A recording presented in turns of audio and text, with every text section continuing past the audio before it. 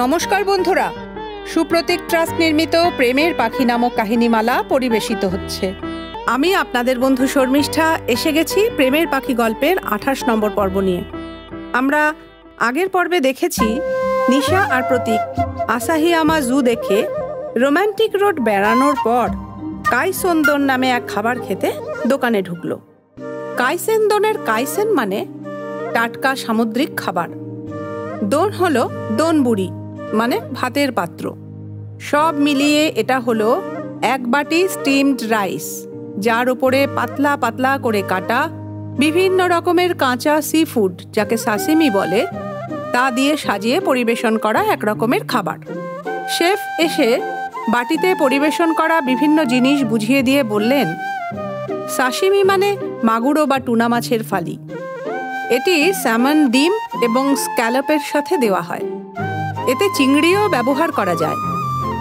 Soya sauce এবং একটু wasabi দিয়ে সম্পূর্ণভাবে সাজিয়ে এই খাবার পরিবেশন করা হয়। লোকেরা বেশিরভাগই চপস্টিক দিয়ে এটা খায়। সামান্য ভাত এবং সাশিমি তুলে নিয়ে সয়া সস এবং ওয়াসাবিতে মাখিয়ে খাওয়াটা উপভোগ করে।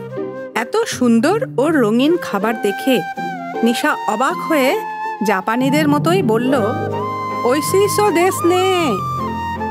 এর মানে এটি দেখে মনে হচ্ছে খুবই সুস্বাদু।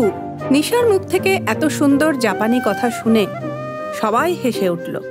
ভারতে আমরা মাছের ডিম খাই, যা আকারে ছোট হয়। এগুলো ময়দা, লবণ ও মশলা মিশিয়ে ভাজা হয়। কিন্তু এই বড় কাঁচা ডিম খাওয়া এক অন্যরকম অভিজ্ঞতা। কাইসেন্দন খাওয়ার পর স্যামন মাছের স্বাদ নিশার অনেক দিন মুখে লেগে থাকে।